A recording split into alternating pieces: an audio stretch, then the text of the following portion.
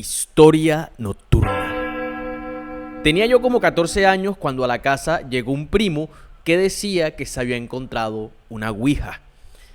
Yo en ese entonces no sabía mucho de eso. En mi cabeza tenía una vaga noción. Creía que era algún tipo de juego de adivinanzas, pero que era un juego de adultos, según yo. Así que más que miedo, en ese momento sentí fue curiosidad. Ya saben, la adrenalina propia de la niñez cuando se está a punto de hacer algo que dicen que está prohibido para uno. Ese día nos estábamos quedando con mi abuela porque mis papás se habían ido a Santa Marta a hacer unas vueltas desde temprano y regresaban hasta la noche. Así que después del almuerzo nos quedamos esperando a que mi abuela se fuera a echar su siesta de la tarde, que casi siempre se alargaba un par de horas. Cuando ella se fue a acostar, nos encerramos en un cuarto que había antes de llegar al patio, en donde mi papá guardaba unas herramientas. Éramos mi primo, un vecino, mi hermana y yo. Los cuatro nos sentamos en un semicírculo y abrimos el juego, el cual estaba pintado sobre una especie de lona que tenía una superficie alisada. Todo estaba metido en una caja cilíndrica de madera en donde había otros papeles y además 3 tipos de guías. Una plástica que era amarilla, una de madera y otra metálica de color plateado. Según mi primo, cada una hacía cosas distintas, así que comenzamos a probar sin saber cómo funcionaba. Según nosotros, solo era poner las manos todos al tiempo sobre la guía, hacer una pregunta y eso empezaba a moverse para dar una respuesta. Comenzamos primero con la ficha plástica. Mi primo empezó a preguntar cosas normales, como por ejemplo, ¿qué edad tenía su mamá?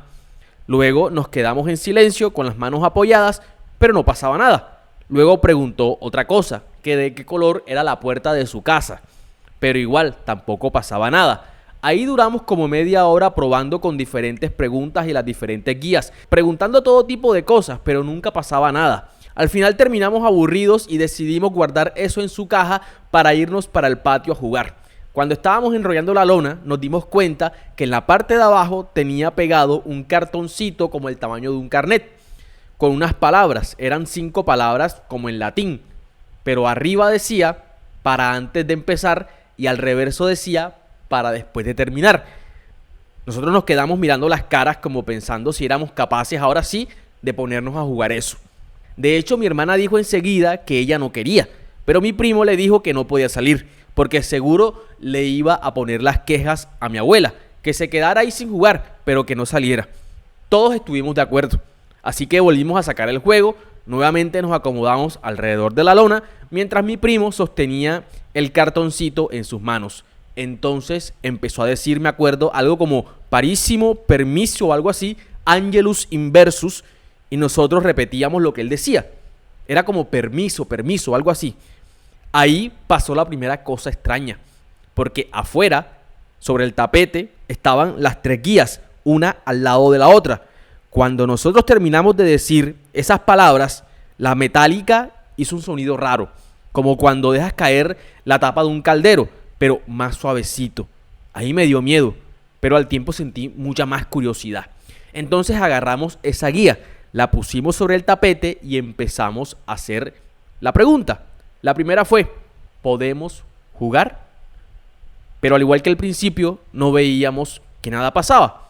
Preguntamos 3 veces más y al ver que no funcionaba, me puse de pie, ya decidido a salirme. Pero entonces ahí vi que la guía se movió.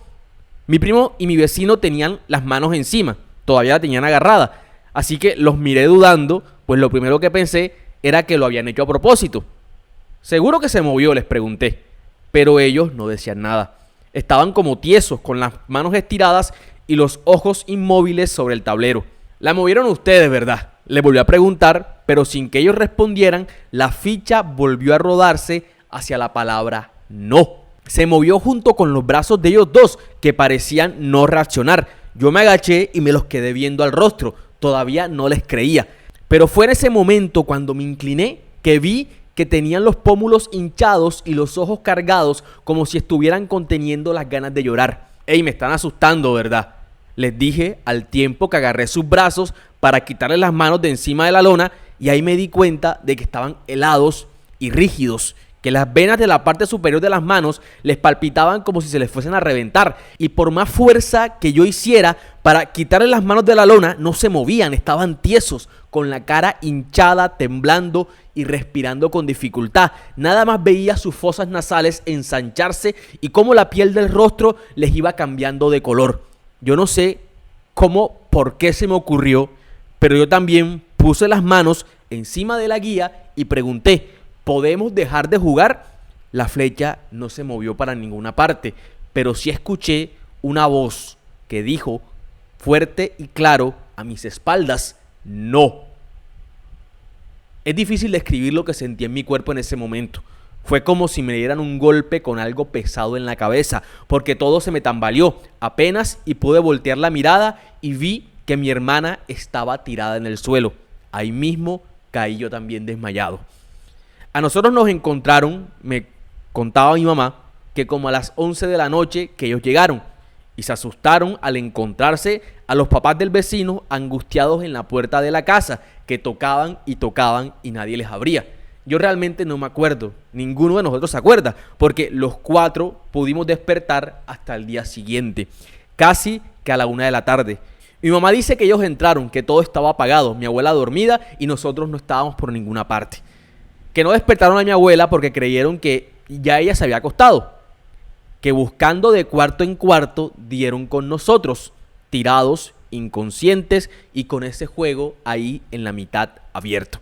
Se imaginarán la cara de mis vecinos y de mis papás cuando vieron eso. El pánico debió ser grande, sobre todo porque dicen que nos iban a llevar a urgencias, pero mi primo no dejaba, que se paró en mitad de la puerta riéndose y todo el que se acercaba lo tiraba a morder, que tuvieron que agarrarlo entre 3 e inmovilizarlo con una sábana. El resto empezamos a sudar y a tener fiebre, pero no hacíamos más nada. Ahí casualmente llegó un señor que era pastor y preguntó también por mi abuela, y mi mamá le respondió que ella estaba dormida, pero entonces cayó en cuenta de que era raro que con tanta bulla no se hubiese despertado, así que la fueron a ver, y eso fue lo más extraño de lo que pasó ahí. Mi abuela sí estaba en su cama, pero cuando encendieron la luz se dieron cuenta que tenía los ojos abiertos y que los movía de un lado a otro, como si estuviese siguiendo algo con la mirada. El resto del cuerpo lo tenía rígido y en el pecho tenía unas marcas como si alguien la estuviese presionando con la punta de los dedos. Ella dice que tenía un rosario amarrado en la cabecera, que cuando el pastor empezó a reprender lo que estaba viendo, el rosario se desarmó y cayeron las pepitas por todo el suelo. Ahí duraron como 1 hora y al rato se la llevaron a ella también para urgencia. Duró en ese estado por 5 días. Cuando recobró la conciencia, pudo explicarnos qué fue lo que le pasó. Ella dice que esa tarde sí sintió un ruido, como un animal caminando sobre el techo. Dice que sentía como las garras golpeando las láminas, razón por la cual ella quiso levantarse para buscar la escoba y tratar de espantar lo que fuese que estuviese ahí arriba, empujando el techo desde abajo. Así lo hacían. Pero dice que apenas se sentó en la cama para levantarse, vio algo que cayó del techo, una sombra con forma de persona y que le puso la mano a la altura de la clavícula, acostándola de nuevo en la cama. Que quiso orar, pero también le taparon la boca. Que ella durante todo ese tiempo estuvo consciente, que vio todo lo que pasó cuando todos llegaron y cuando se la llevaron al hospital, y que durante todo eso, esa sombra estuvo ahí encima de ella, sentada en su vientre, oprimiéndole el pecho y tapándole la boca. Que no sabe cómo resistió, pero que desde lo más adentro de ella se aferraba a Dios, y así fue como un día simplemente esa cosa se fue. Para nosotros no hubo castigo suficiente, lo comprendimos. De hecho, a mi primo después de eso se lo llevó una tía que vivía en Bucaramanga y que era bastante estricta. A cada rato venían con un cuento nuevo de que él de la nada se enloquecía y empezaba a gritar cosas que nadie entendía. Eso duró un tiempo para que dejara de pasarle. A mi hermana y a mí nos prohibieron salir como por 3 meses, pero de todas formas ganas no teníamos. A mí en particular, esa sensación de que algo me susurraba al oído cuando estaba dormido me quedó como por 5 años. Es el día y cuando estoy solo siento que alguien se me acerca. Los pelos se me erizan de la nada, la cara se me pone caliente, me toca quedarme quieto, respirar y hacer una oración, porque de lo contrario, lo que es se queda ahí y no me deja quieto. De mi vecino sí no supe nada. porque los papás después de todo eso se mudaron a las pocas semanas y más nunca volvimos a saber de ellos.